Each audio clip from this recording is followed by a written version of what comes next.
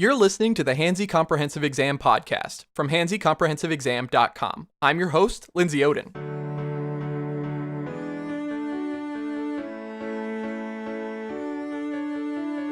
Welcome to episode 16 of the Hansi Comprehensive Exam podcast. I'm your host, Lindsay Oden.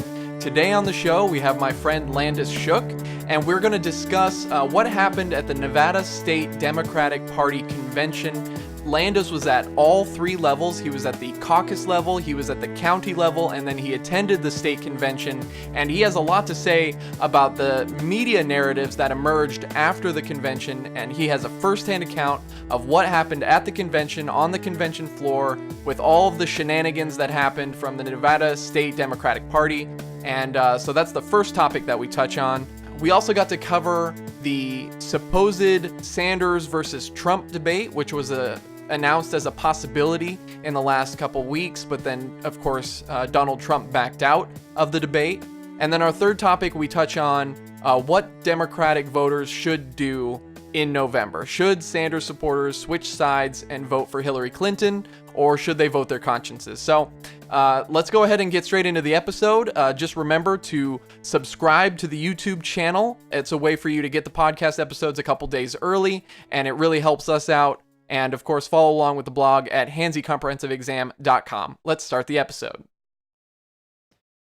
All right, we are here, episode 16 with Landis Shook. Bonnie, if you would say hello real quick, co-host Bonnie. Hey everybody, how you doing? And Landis, how's it going? Hello. All right, so today we are here. There were, obviously, we are recording on Memorial Day. That's not obvious to the listeners, but it's obvious to us. But we're here pretty much just to talk a little bit about the political news that's happened in the last couple weeks. The three topics we're going to touch on today, we're going to talk about what happened at the state convention in Nevada for the Democratic Party. We're going to talk about the supposed Sanders versus Trump debate.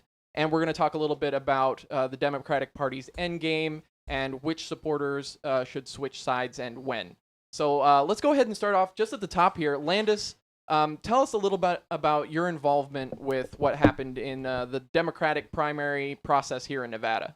Well, I was involved for at every level. There were three levels to the Nevada State Caucus, as some will know.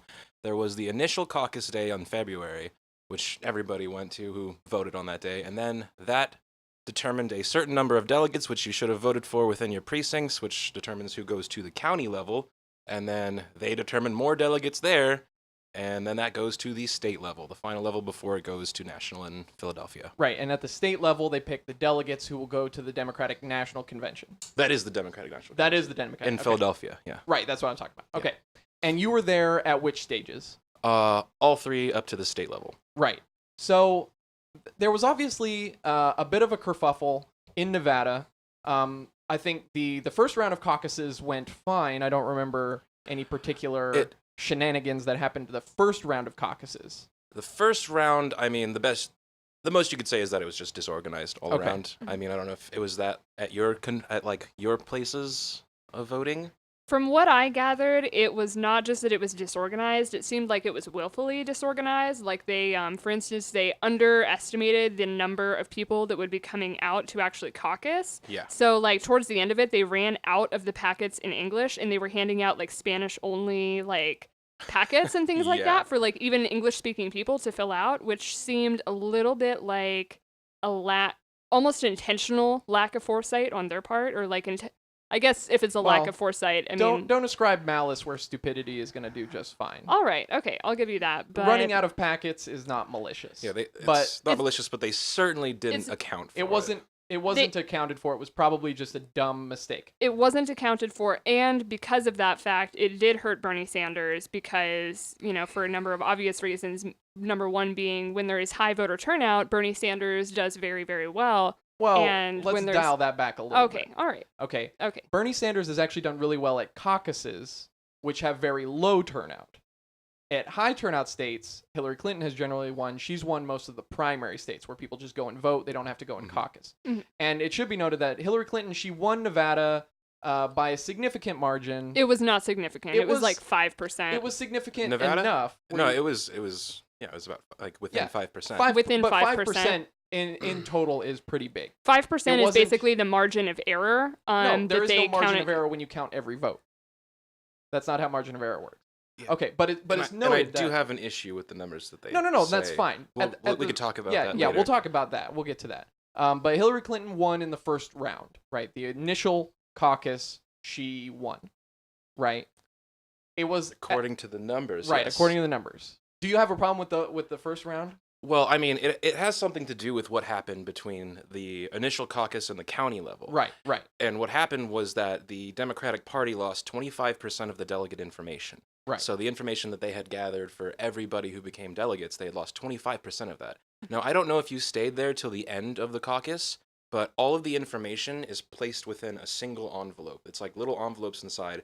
So all of that information is in one specific packet. So if they lose 25% of the delegate information, how do they just lose the delegate info sheets and not the vote ballots? Right. Because they're in the same envelope. So did they lose those altogether is what you have to ask yourself. Mm-hmm. So what evidence do they have to support that those numbers are what they are? Well, that is pretty sketchy, I do admit. But the polling data had suggested that Hillary Clinton was probably going to win. And then But the polling data predicted Hillary Clinton was going to win in a lot of places, including Michigan. He won by like 0.25%. It was really close in Michigan.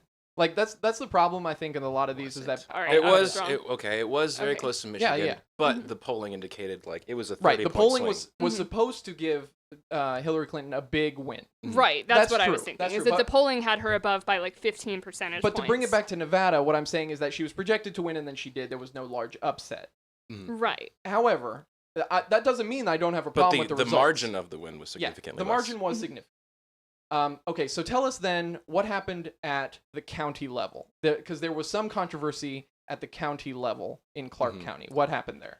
Well, it has to do with what I said earlier. The Democratic Party lost about 25% of the delegate information, and on top of that, they didn't contact anybody in order to tell them when it was, where it was, just kind of let them know where it was going to be. So both of the campaigns kind of rushed to get supporters and contact them, and whoever might be a delegate, they don't know who they are because they wouldn't release the information.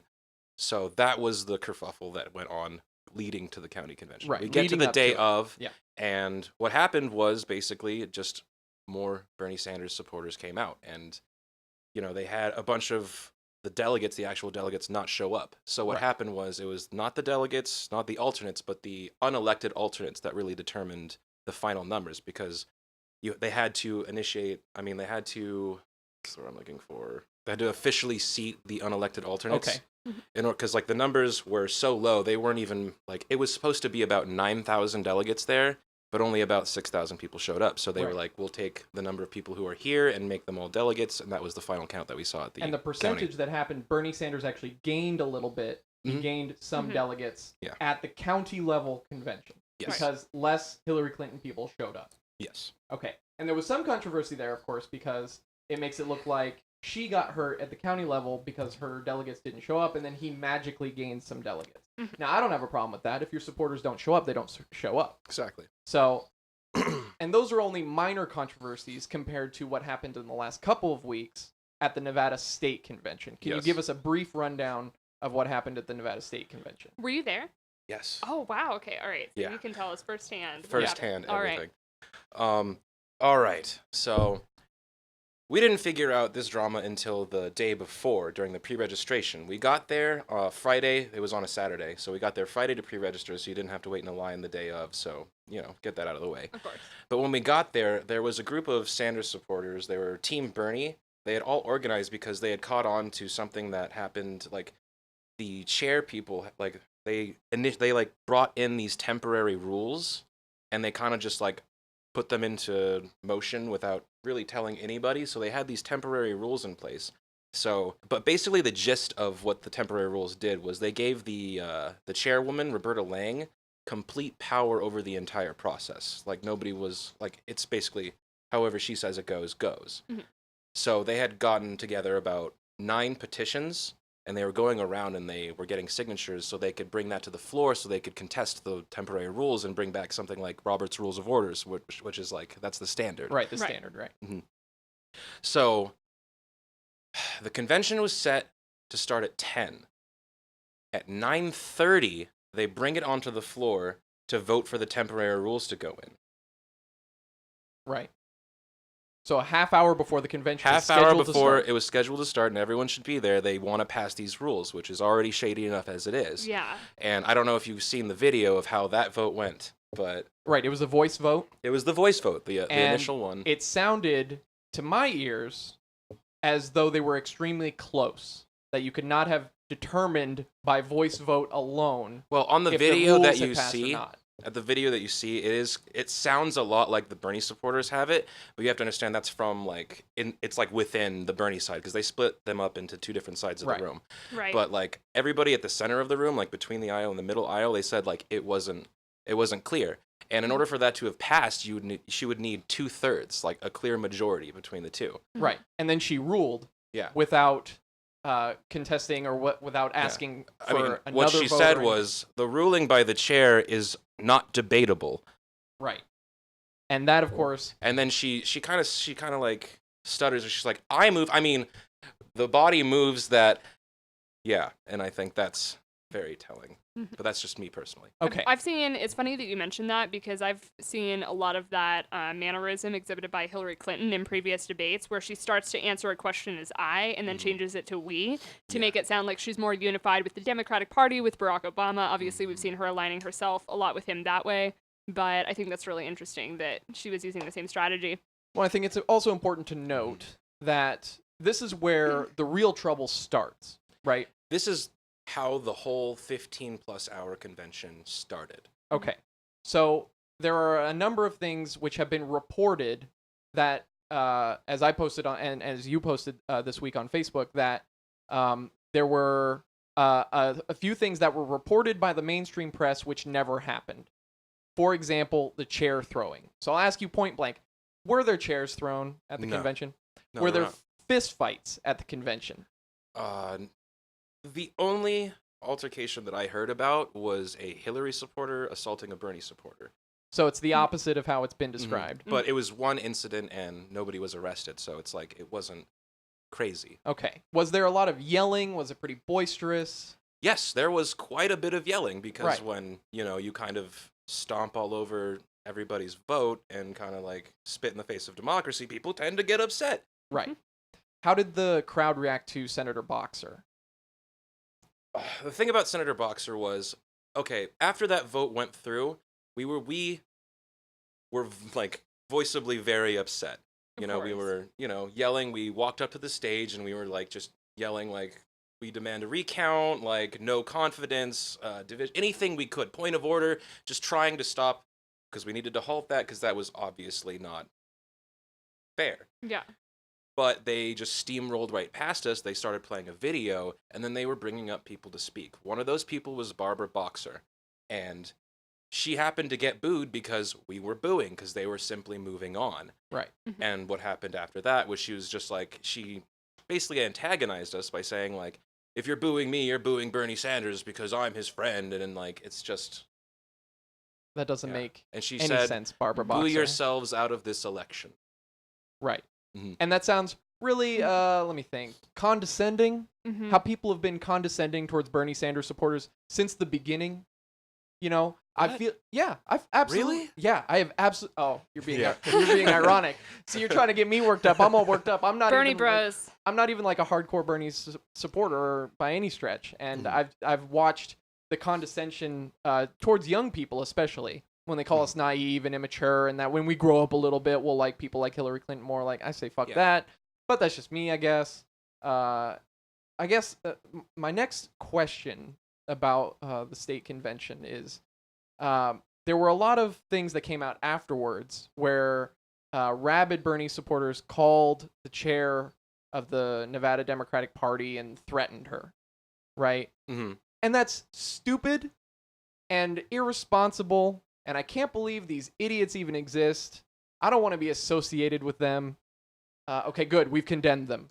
We've condemned them, yes, but it's like, obviously, but are you going to group them in and like put guilt on an entire group of people which make up basically like over 30% of the Democratic Party, Right. and however many of the independents, like all of them are suddenly these death threat giving psychopaths? Exactly. I mean, that's a part of the narrative you really have to pay attention to. Why are they doing that?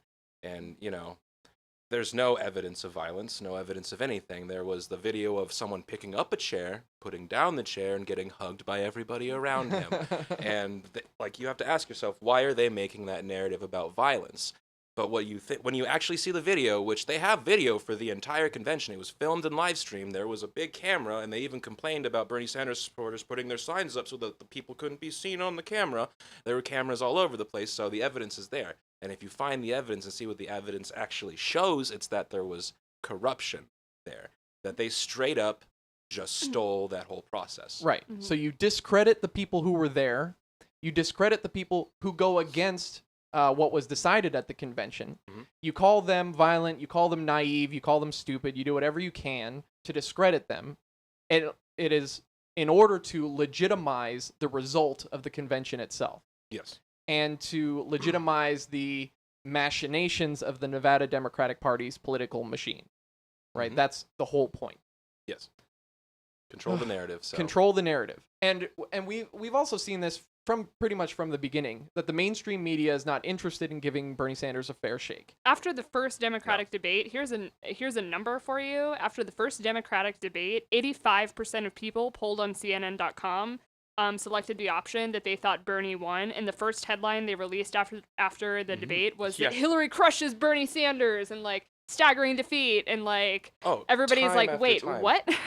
Every single debate, like you would see the numbers. And even when I was going in, because I worked for a short time out of the Bernie Sanders office at UNLV, and I was calling supporters and trying to get people to come out and caucus, and obviously what the media was doing was working, because the most common thing that I ran into when I called people is people saying, hey, I really like Bernie Sanders. Honestly, I probably like him even a little bit better than Hillary Clinton, but I don't think that he's electable in the general election against a Republican, and we can't let that happen.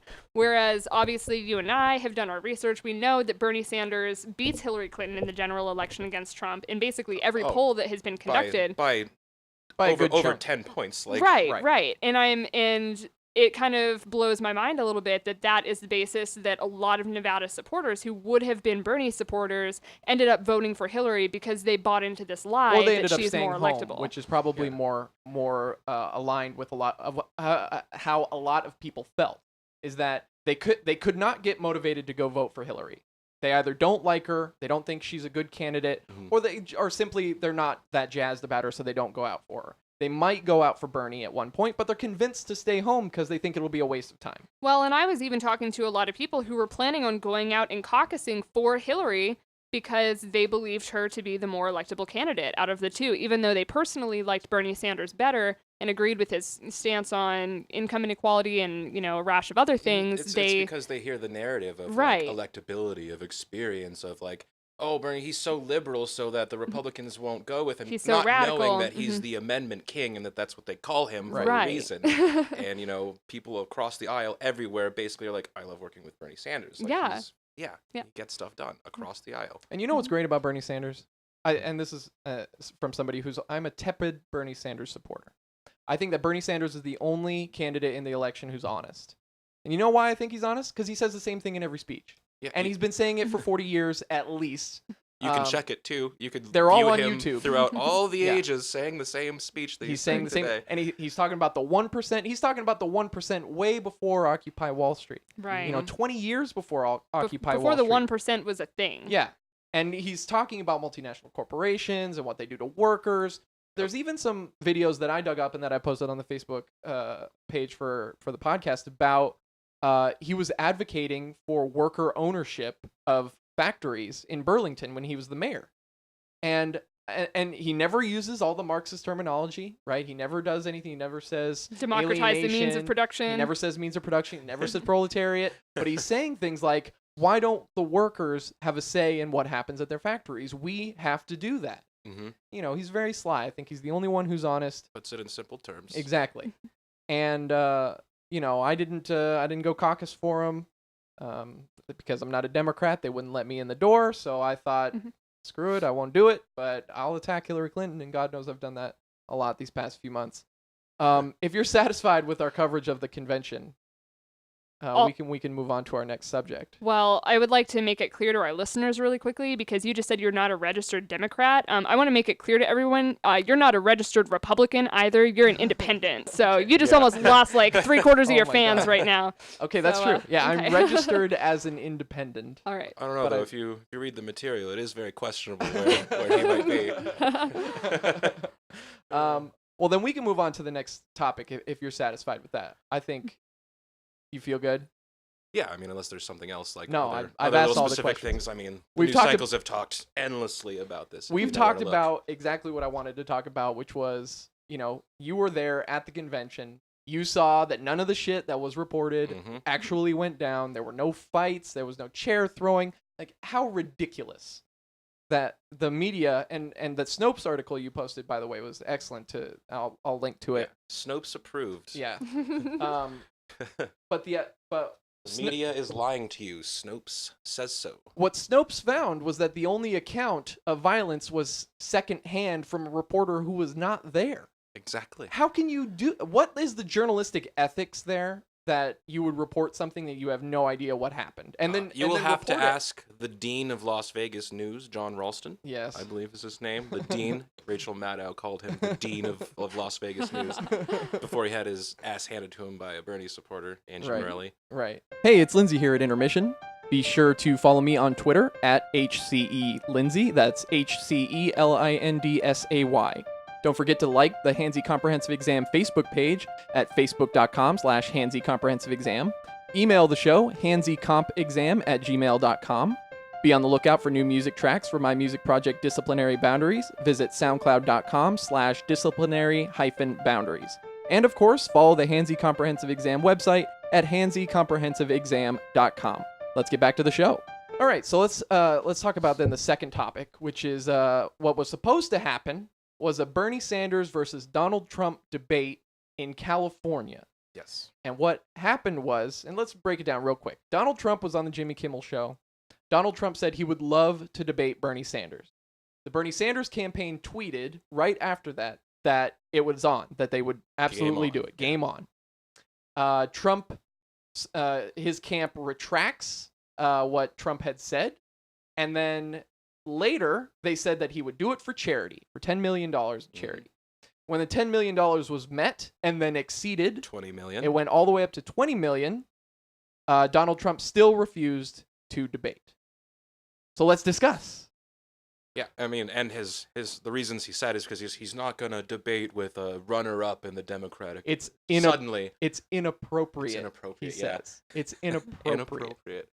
I've written a lot very about ironic. His existence makes me uncomfortable. I've written a lot about Donald Trump in the last couple months, but let's start here. The first thing I want to bring up is that Trump backed out. He's been calling Bernie weak for months. He's been saying that Bernie Sanders is weak. And that, of course, in my opinion, is also an attack on Hillary Clinton, because he's saying that Bernie Sanders is so weak and yet Hillary Clinton can't even beat him. Right? What I mean, Bonnie, we'll turn to you real quick.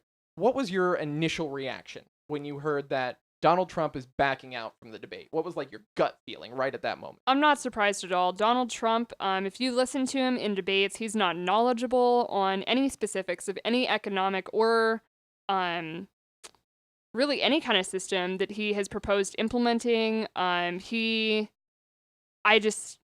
don't even have words. I probably don't even have much to contribute to this, because like at this point, nothing you could tell me about Donald Trump would surprise me in the least. I think he is 100% a piece of shit. He should die. That's my complete and honest opinion. It was my opinion before he backed out of the debate. It will be my opinion long after he backs out of the debate.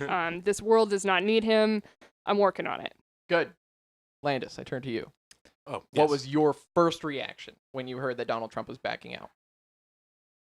I mean, it was just, I had so much joy when I heard that it was a possibility, because yeah, I'm such a fan of that idea. I mean, I don't know if you watched the At Midnight Donald Trump Bernie Sanders debate. Oh, I watched one a few months ago. Yeah.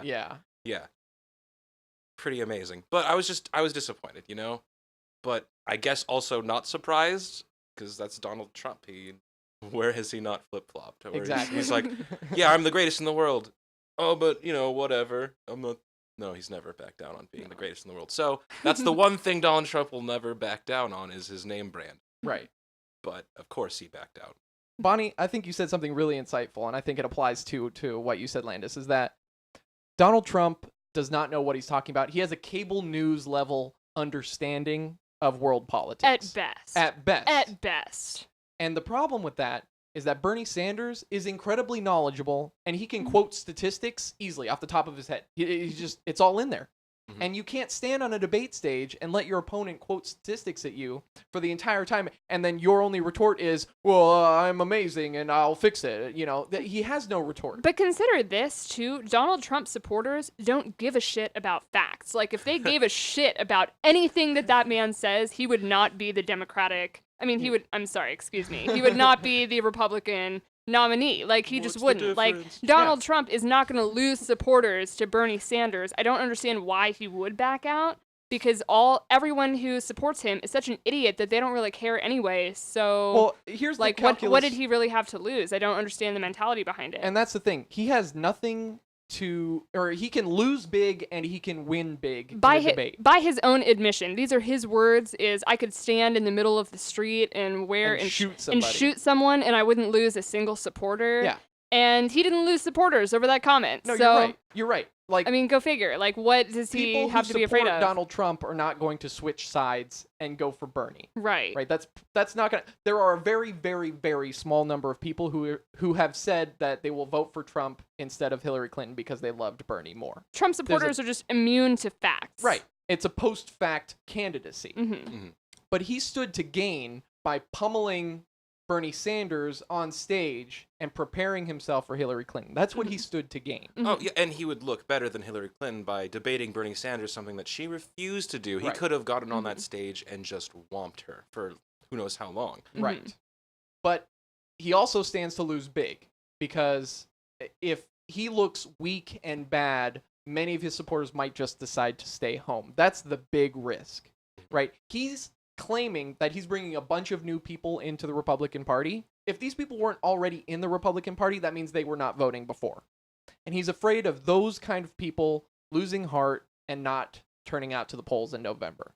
Because he's probably going to get beaten in November. Like, the demographics are against him, and there's a lot of good arguments that I've seen statistically for why Hillary Clinton is probably going to beat him. There's like I have to believe that that's the truth. No. There's like a 20% chance that he could win. That's what it's looking like now. 20% chance. Now, I mean, with the recent polls, Yeah. he's actually polling better than Hillary Clinton in Because some states. national polls don't actually tell us very much about the race in particular. You have to look at statewide polls, and you have to look at them only in a very specific handful of states. But if you look at Hillary Clinton's trends in every single election that she's been a process of, in a part of, like, what she does is she never really gains on those polls. Every single time she's run for Senate, for whatever she's done, she's like above somebody and then that closes, or she loses. Mm-hmm. So you look at her now, she's polling at virtually a tie with Donald Trump. She doesn't gain. Anytime she has more exposure, she just loses more and more support. Right. I partially agree. I think that after the convention, when she is finally the nominee, I think there will be a number of people who coalesce behind her. I think that's just true. That's happened in pretty much every presidential election since 1968. Okay, that's basically what has happened. It's really reductive of me to say that, but that's basically what's happened. Is that most of the party, they come together after a hard primary fight, and they unite behind the candidate from that party because they know that the other guy is worse. Certainly, but that's the party. That's the Democratic Party that might rally behind Hillary Clinton. What you have to understand is that a lot of Bernie Sanders supporters and a lot of the people that really matter are independent. Democrats make up, like 20 to 30% of the voting, the amount of voters. It's my between hope 30 would and 40. be that my hope would be that no Bernie supporters would switch to supporting Trump. I mean, I would hope not, because they're about as far polar opposite as you can go. So it doesn't really make sense that, Bernie independents who support Bernie Sanders would vote for Donald Trump. Right, and that's what I heard on 538 this week, was that the independents who lean one way or the other almost always go that way. Mm-hmm. So it's not like there are a bunch of right-leaning Republicans who are going to suddenly switch sides and vote for Hillary Clinton, and there's not a bunch of left-leaning independents who are going to vote for Donald Trump. Right. Those people just don't exist. They usually just go their own separate ways. It's very their behavior is very predictable, and this is according to 538, and I can link that too. Let me remind myself. 530. Because the idea being is that those people are not going to switch sides and go for Trump just because of Hillary Clinton. Now, his unpopularity ratings are much worse than hers, especially with women, especially with ethnic minorities, and those are the two groups of people that are going to go for Hillary Clinton. They are actually much closer in their unfavorables. They're like close Trump's in their favorability has gone up a little bit. I know you don't want to think that, but it has. No, Hillary's has gone worse, has gone much worse. I'm definitely worried because there's a possibility that he could be president. Like, I understand the possibility, and that is very frightening, but I take comfort knowing, like, he needs to win a larger percentage of the white vote than Mitt Romney did in order to carry this election, and there's just no way it can happen. There's no way. His unpopularity with women, his unpopularity with ethnic minorities is going to probably prevent him, especially in important swing states like Florida. And that's why I have confidence in the American people to not elect Donald Trump president. Is that too much of an expectation? I don't know. I just don't personally understand your desperation. For what? What's my desperation? I honestly don't think that one is preferable to the other. Oh, I think... You don't think Hillary and Trump, or you don't think Hillary is a better option than Trump?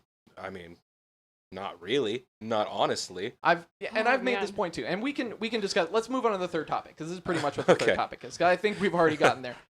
Should Bernie Sanders supporters go for Hillary Clinton in November, assuming she is the nominee? Now, Bonnie, you have said yes, because a vote for anyone else who's not Hillary Clinton is a de facto vote for Trump. Right. And in my opinion, don't get me wrong, I hate Hillary. I think she's a fucking snake. I hate everything she stands for. I hate what she's done to the election. I hate the entire Democratic establishment and what it's done to Bernie Sanders. I feel like democracy within the Democratic Party has been completely undermined in an unprecedented way throughout this election cycle. However, all of that being said, on her worst day, I believe Hillary Clinton is 1,000 times better than Donald Trump.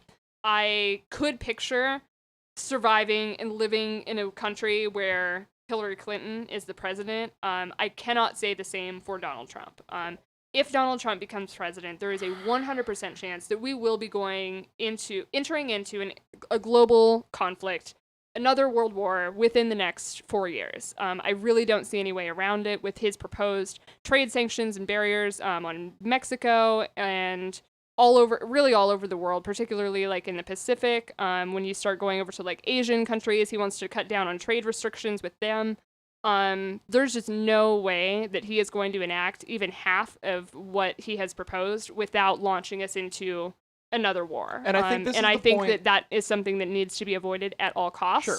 Not that Hillary Clinton won't send us to war, because of course she has a very troubling track record in the Middle East, but I don't believe that anything Hillary Clinton is going to do is even half as bad as what a Donald Trump presidency would do to America. I think that's well said, and I think that is what has come out in the last couple of weeks from the Hillary Clinton campaign is, do you want to trust Donald Trump with the nuclear codes? The answer, no. Okay, you got to pick Hillary Clinton. Mm-hmm. If this election becomes a referendum on Donald Trump, she will win. It's pretty easy. Just the numbers are with her. Yeah. I guess I'm somewhere in the middle between the two of you. So, Landis, why don't you lay out your point here if you want to answer what Bonnie said? I mean, to me, I would consider both of them almost unknowable entities. I mean, Donald Trump speaks a big game, but at the end of the day, you can't really trust anything that he says. Mm-hmm. Is he saying that because he actually thinks that, or is it just he's grabbing a certain demographic and saying something and picking up on that kind of thing for a political reason? Right. He is, hate him or not, he is a very savvy, sleazy businessman. He understands what to do to maximize his own gain. Right. And I also have to, kind of riding off of what you just said, too, I have to keep in mind that not all of Donald Trump's plans are just going to magically come into existence as soon as he's elected. Mm-hmm. He would still have to fight so much gridlock within the political system. I mean, the president does not have unfettered power. No. I mean, he could always, enact executive action to do a couple things, but, I mean, you could only do that for so long before people start to speak up if it's overriding the democracy and the will of the people. So I have to keep that in mind, too, that some of my fears about Donald Trump becoming president are probably a little bit unwarranted because I'm overestimating his ability to actually get them done. Well, there will be several things that do happen. He'll put the next couple Supreme Court justices on the Supreme Court. He'll defund or abolish Obamacare and Planned Parenthood. Any number of things that have been small victories, which would be catastrophic. I honestly, Planned Parenthood alone is enough to sway my vote to Hillary Clinton because I know that she would. Well, they've endorsed her. They have endorsed her, and I know there's so many young women in this country who absolutely depend on Planned Parenthood for all of their family planning services, whether that be birth control pills. I went there for birth control pills when I was a teenager, and that was basically my only option. I have met a lot of people who have been very dependent on those services, and I've seen their lives dramatically changed for the better because of the services that Planned Parenthood offers. And that alone would be enough to, that's basically my end game, drop the mic. Like, if nothing else, like, that would be the reason to vote for Hillary over Trump. If you can't find any other reason to distinguish between them, think about, like, every young woman in this country who's going to suffer if Donald Trump does end up successfully defunding Planned Parenthood. My answer is that, much like Landis, I think that they are both unacceptable. And absolutely, I agree with you. I agree with you. So let me. The second part to that is, I can acknowledge that Hillary Clinton is marginally better than Donald Trump. That does not mean I will vote for her. What I plan to do in Nevada is I'm going to vote strategically. I said on another podcast that I might consider voting for her. I've definitely changed my stance on that. I'm definitely not voting for her under any circumstance. I will either stay home or I will vote my conscience. I might vote for Jill Stein, the Green Party. It doesn't matter. Nevada is probably going to go for Hillary Clinton by a comfortable margin, so my vote actually doesn't matter, but I'll be voting my conscience, and that's more important. Other states... I'm not so sure about. But No. I think the population of ethnic minorities in this state almost alone could carry it for the Democrats. So I'm not too concerned about Nevada. It's called a swing state, but all demographics point to Hillary Clinton. She's probably going to win here. As the polls stand now, yes. Well, I'm not too afraid. But like, you have to think about it. You get to the general election. What's going to happen with Hillary Clinton's indictment? Is she going to be indicted before the convention, or is it going to happen during the general election? No matter what, there's going to be some repercussions from those federal investigations. And if you give that kind of ammo to Donald Trump and his ability to miraculously do whatever he does, where people listen to him and they go, you know what? Because sometimes Donald Trump says things that make sense. You cannot deny that. Sometimes he says something. It's amidst so much just BS and just terrible garbage. But every now and again he says something, you're like, wait, what? I think I agree with him on that, and I hate it. But it happens. Well, not to overstate the importance of demographics, but there are several groups that will just never go for Donald Trump. And certainly. Women is one of them, and ethnic minorities is another, especially Latino Americans, of which there are many in this state. Statistically, it's like most people should not support Donald Trump because he's pissed off basically everybody. Right. I mean... But somehow those votes still go to him. I think part of it is we may overstate Donald Trump's support because of the Republican primary system, that it's only a bunch of Republicans who get to vote for him. So once he gets into the general and it's everybody else who already hates him, then we probably don't have to worry about it. But that's not what I'm saying. What I'm saying is that I'm not going to vote for Hillary Clinton because I can't. I have to vote my conscience. And I can't make myself vote for her. She will. Yeah. After what happened at the Nevada State Convention, I cannot vote for her. Well, I mean, she's first of all, just looking at Hillary Clinton as a person, she's been complicit in the suffering of too many people in this country for me to accept her. Her support of the crime bill, for example, her reference to young black men as super predators is another one. Her statements about abortion, which are lukewarm at best, Bonnie, where she said she wants the abortions to be rare. I say no. Destigmatize abortion. Let anyone who wants one have one for free anytime they wish. Yeah. Fuck the stigma. How still recently she says that she's proud to be a Goldwater girl. Yeah, I mean... You have to take, as in reference to what you just said about abortion, though, and wanting abortions to be rare, you have to understand, you have to look at that from the standpoint of maybe what context she may have said that in. Abortions are a very painful and emotionally traumatizing experience to go through. I myself have not had one, but several people very, very close to me have, and I have spoken to them throughout the entire process as they were going through the decision, as they went. It is something that it's not just like you go in and get like a doctor's appointment and somebody just like gives you a shot. Well, I don't want to. It is something that is very. It is something that is very significant, and probably what she meant when she said she wanted abortions to be rare is that she wanted to make birth control more accessible to women at like the proactive level, acting beforehand, meaning like she wants to expand access to birth control pills for free contraceptives for young women, and then that brings down the numbers of abortions. I understand what you're saying. Is wrong. I understand what you're saying. The implication is that abortion is wrong there. That's what she's saying. What I think that you are sort of connecting a line here, because I think that what she was hinting at is that abortion is unfortunate, which, as someone who has known many people who have gone through it, I absolutely agree. Okay. It is unfortunate. Well, like it is something that should be avoided if possible. Babe, I don't want to mansplain abortion to you, and I'm not. I'm not on that trip. I'm just saying that she made the implication, not me. I am just reminding you to not assign certain implications when they may not necessarily be due. No, because that's fair. I understand. Right. I understand what you're saying. But remember, she's parroting the Bill Clinton line on abortion.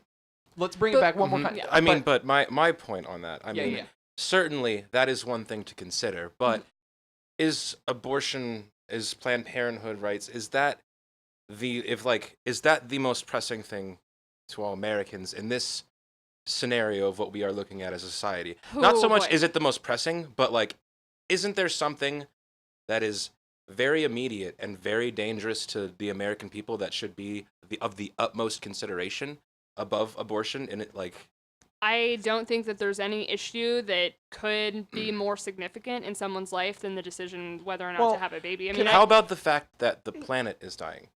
Because of population expansion. Not because of population expansion, because of global warming. Well, global warming is a direct result of population expansion and also manufacturing and irresponsible manufacturing. Allow me to say that most, and of course, you know, I don't want to come off as like pull out my vegan card and be like, "Oh, everybody suck my dick, I'm a vegan." But but most environmental destruction is a direct result of factory farming for beef cattle.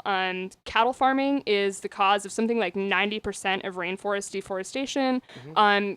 Basically, the animal agriculture industry globally is the most destructive force, destroying the planet. How does this refer to it ties into abortion because low-income families are the most likely to purchase these factory-farmed food products, like fast food, things like that.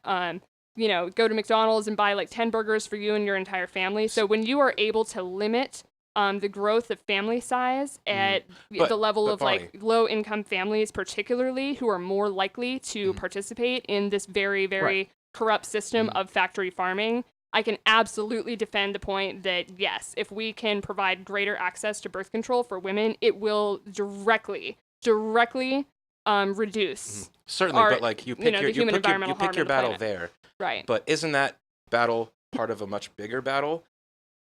These low income families buy that because that's what's cheap.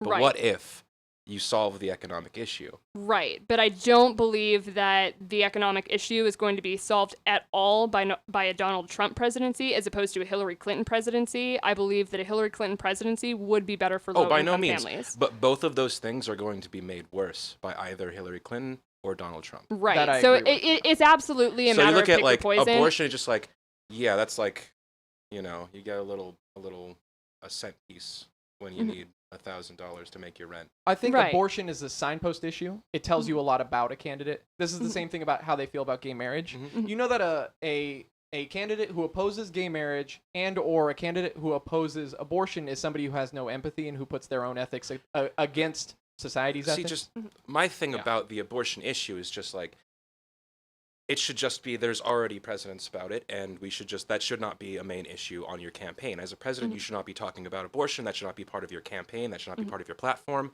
You can keep it remaining as it is. Don't defund Planned Parenthood. Don't give them more funding. Just, it shouldn't be the big thing about your campaign or any kind of like point on there. Well, this is why I'm a watermelon. I'm green on the outside and red on the inside. Because I think, Bonnie, you're absolutely right that the economic issue is not going to be solved by Trump. But I think you also have to acknowledge that it's not going to be solved by Hillary Clinton. No. And it's not going to be solved by Bernie Sanders. Right. This is a problem inherent to It's not capitalism. going to be me- solved by Bernie Sanders, me- but that's a step in the correct direction. Right. To me, This is it is why- as simple as with the options that are available to me now. I fought the good fight. I supported Bernie Sanders. I worked on his campaign. I called hundreds and hundreds of people to come out and caucus. I did everything within my power. Now we have to look at what we are, look at what we're facing, look at what our options are, and choose the one which is going to cause the least harm, which, in my opinion, is going to be Hillary Clinton. I hate playing devil's advocate. Allow me to reiterate. I think she's a fucking snake, and I hate her. But if it comes down to Hillary or Donald Trump, I'm Team Hillary all the way. But I think I just have to put that behind me because I honestly believe that the country would be better under Clinton than it would be under Trump. And I have to put aside my own personal prejudice and my own personal distaste for her, my own frustrations with the system and then how the she has flaw played is it. with the system. Right. The flaw is with absolutely the with two-party the system. which gives us only two choices. Right. And I'm could I not- just Yeah. be- Let Landis Let me be like, this is purely just selfishness and kind of my own feelings, but I would choose Donald Trump because I want to bring on the revolution. And I believe having a Donald Trump it would piss so many people off. You'd be like, all right, it's time to revolt. And it's like, that would bring about things a lot quicker than Hillary Clinton, where people are like, I'm a little more comfortable because Donald Trump didn't win, so let's slide into comfort. And Well, this is how I feel about all. I've disagreed. I've written a little bit about that before. Yeah. Is that I don't think we're in the position for that to happen. The material conditions are not right. But I've written too about that. Bernie Sanders' policies are ones which would propagate capitalism because it would make people less likely to lead a revolution, less likely to organize because they will be more comfortable. And that's but at the same time, I'm allowed to be of two minds on this because I've argued at the same time Bernie Sanders' policies will help people who are in the working class, and those are the people that I support. Any policy that helps people of the working class, I support on a day-to-day basis. When people have health care, when they have better education, when they have better access to material goods, I usually support those policies. Bernie Sanders is the only one in this election that I trust to actually help the working class. I believe in Medicare for all. I think that's going to be a huge help for a lot of people because I think we need a healthy workforce. Yeah. I think we need a healthy population which can organize and better itself. I think Hillary Clinton's statements about healthcare policy in this country are absolutely reprehensible. To say like, oh, the ACA is good enough. Oh, The God. ACA, people the forget ACA this. saw people's monthly insurance premiums like double or triple. People forget that the ACA was first proposed by a Republican think tank way back in the 1980s. That they thought the individual mandate would be the way to solve the healthcare crisis. That was a Republican think tank. The Democrats sold out their voters, sold out the working class to compromise with the individual mandate. It's an absolute catastrophe. And if you remember, Obama wanted a single payer policy at the very beginning of his presidency. That's what he was arguing for. He was elected and then he gave up. He was swept into office with a huge mandate, and he gave up on single payer. I wonder why. Well, it's because the Democrats are so weak-kneed. They have no spine. They have no ability to fight the Republicans on their own turf and to say, actually, you know what? Our president just got swept in. He just crushed your candidate, Republicans. You have nowhere to stand. And that the Democrats controlled the Senate, and yet they could do nothing. That should tell you everything you need to know about the Democratic Party. I mean, was it the puppet show fight, or was it the fact that Obama had the highest amount of super PACs in history? Who was funding his campaign? Where did he get all his money from? You don't just get that money for no reason, so why does he suddenly get soft on that? Oh, it's because some people rely on a lot of money from that. I think you're exactly correct. That the people who elected Obama, who, by the way, is a very middle-of-the-road candidate, people forget that. He was very middle of the road. Not a particularly progressive or liberal guy.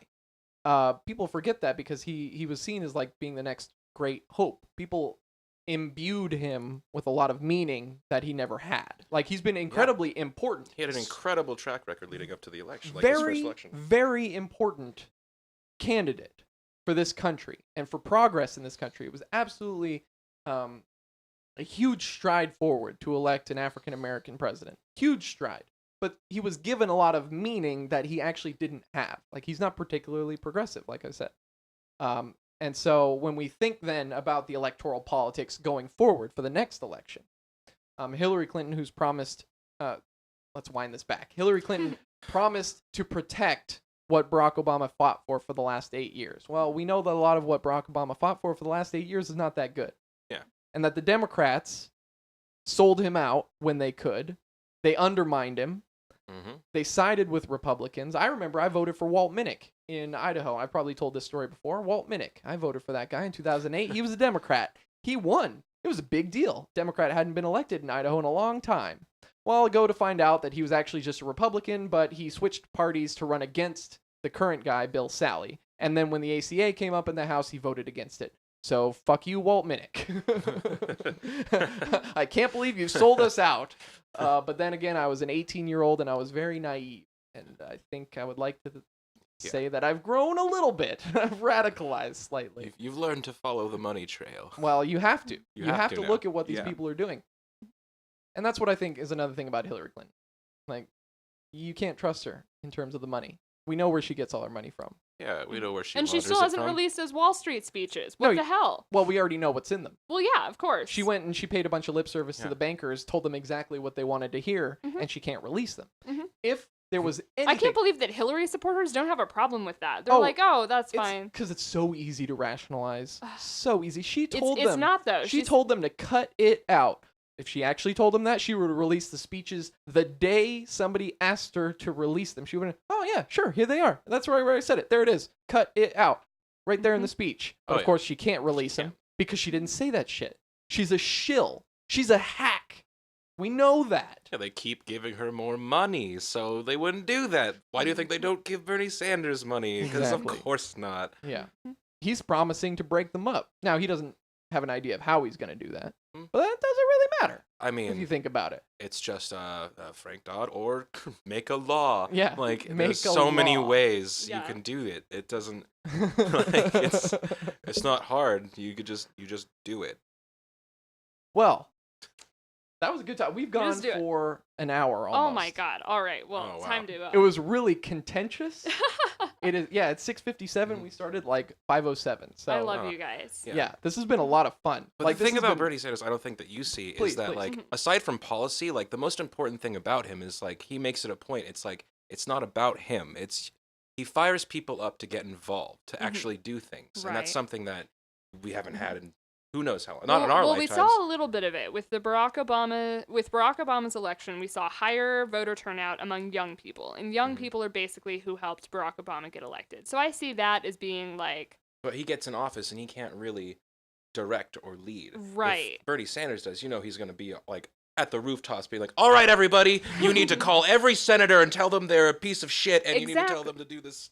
Put this law into order. Exactly. So I feel like Bernie Sanders does, I mean, he rallies the young people so much better even than Barack Obama did. And there was so much excitement around his campaign that it's kind of, I saw a meme, somebody posted it on Facebook or something, but it was like, when everybody you know is voting for Bernie Sanders, but Hillary Clinton is still winning the election. And it's like the guy with the really confused face. And it's like, that's exactly how I feel. Because every single person that I have talked to, and keep in mind, my sphere of interaction is very, very small. And I remember that, you know, that I mostly hang out with other progressive young people. It's just who I vibe with. Like, of course, I'm keeping that in mind, but I have not honestly met anyone who prefers Hillary to Bernie in my entire, outside of like when I was working for the Bernie office and calling people and people were choosing Hillary on the basis of electability in the general election.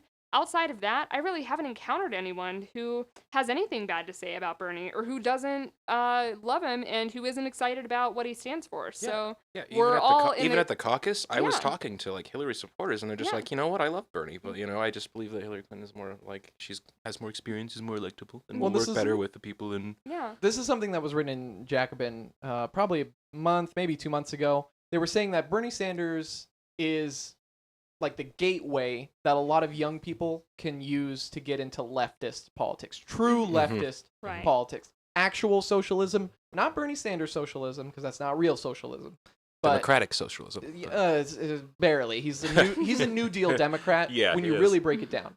And I've said that before. But when you look at the kinds of people who voted for Bernie Sanders, Bonnie, you're right. It's a bunch of young people.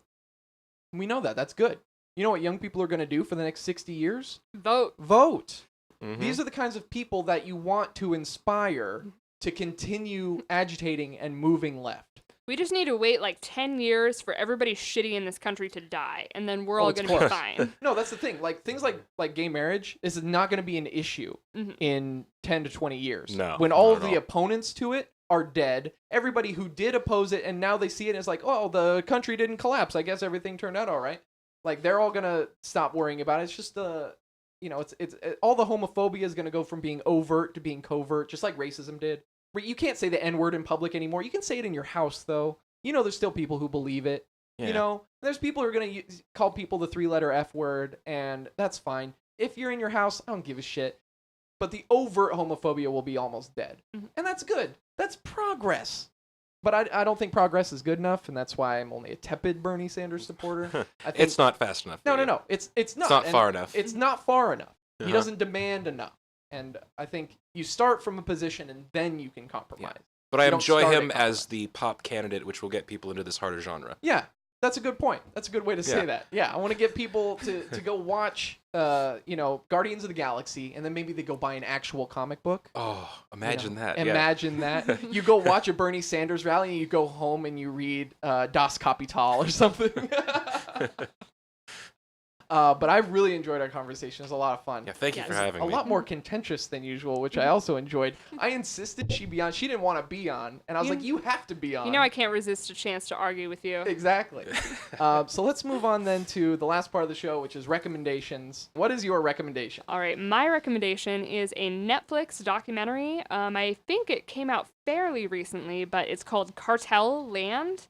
It's basically just about the Mexican drug cartel, but what really kind of inspired me about it and what makes me what kind of caught my attention is that it's not just the one-sided documentary like looking at all the devastation like caused by the drug cartel in Mexico. It actually features interviews with members who actually are involved in drug trafficking with the cartel, and they kind of explain what motivates them to what sort of got them involved in it and why they choose to stay involved with it. And over the course of the documentary, I found myself kind of starting to become, I don't know if sympathetic to the cartel quite as much would describe it, but definitely sympathetic to a lot of the people who are involved in it. And it kind of changed my perspective because the cartel is considered like one of the most destructive, like criminal drug trafficking rings in the world. And it is. And they do terrible things. But I think that a lot of its members are kind of unfairly, it's like when you hear that, you think that if anyone is involved at all with the cartel, that they're automatically a criminal who's evil and loves beheading people for sport. And really, when you start to dig into it a little bit more, you realize that it's really just the product of a very broken economic system. It's and late-stage capitalism. At the end of the day, everybody's just trying to feed their own kids. And that's kind of like the important takeaway that I got from it. So I would love if people would watch it and tell me what they think, because I want to debate people about it. Oh, thank you. All right. Landis, did you come up with one? Yes, I have two, actually. Okay, do it. First, I would like to recommend that people look into Tim Canova. He is currently running in Congress, and he is the opponent for Debbie Wasserman Schultz. So I would recommend that everybody look into that, and look into your local government as well, because the most important election is going to be the one for Congress. Absolutely. So get involved, because that's a very easy vote to win, because not a lot of people really get involved in that. And my second recommendation is a band called Six Gallery. Yeah, to follow up with my last appearance on your show with We Could Be Trees, to give you a math band recommendation. Okay. It would be Six Gallery. All right, Six Gallery. I also have two recommendations this week. My first one is a self-promotional plug. I mean, like I said, we're recording on Memorial Day. So go check out my article I wrote on this book called Race and Reunion by a historian named David Blight. And it's about the remembrance of the Civil War from the years after the Civil War all the way up until its semi-centennial, and that David Blight goes through and looks at the different narratives that emerged afterwards. And one of them, of course, was the defeat of the Southerners, they had to rationalize their defeat, and they didn't believe that they were morally wrong. They believed that they were only defeated because the North had more industrial strength. And I believe that as you read the review that I wrote of the book, that you'll see a lot of things that Donald Trump supporters believe, which is that they're not wrong, they're not defeated, they want to make America great again, they want to go back to this idealized past. So go and check that out. The other thing I would recommend is you look up this gentleman named Andy Stapp. He died in 2014, and I just came across his obituary. He's a really interesting guy. Of course, this is also Memorial Day themed. He entered the Army in 1966 because he opposed the Vietnam War. So he entered the Army to fight it from within. He entered the Army, and he started the American Servicemen's Union.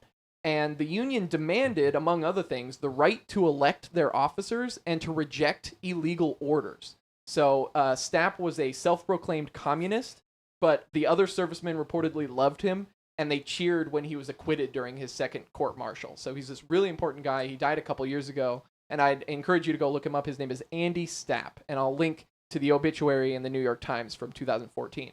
But this was a ton of fun. Like, I really enjoyed myself, and I see that you guys enjoyed yourselves as well, I hope.